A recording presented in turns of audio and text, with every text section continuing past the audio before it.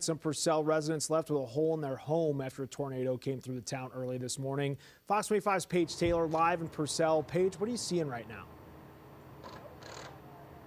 Well, Adam, I'm here at a home on West Van Buren Street near the football field here in Purcell. Take a look at this damage. Now, this tree was split in half and then crashed through the window of this home and onto the roof.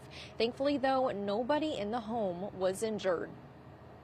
I lived in Oklahoma my whole life. It was the first time it's ever hit my house.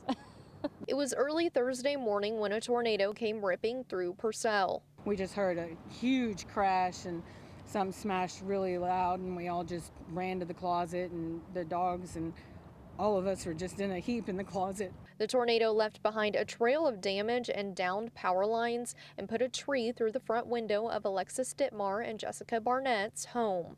Tree comes through the front of the house, it's not good. So, according to the National Weather Service, survey teams have found at least EF1 damage. City officials say only one person was injured in the storm. A truck driver had minor injuries due to this truck and trailer being flipped on its side.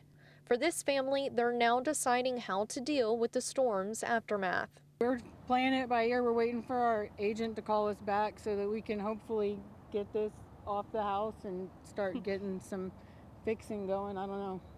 We've never done this before, so we're just figuring it out.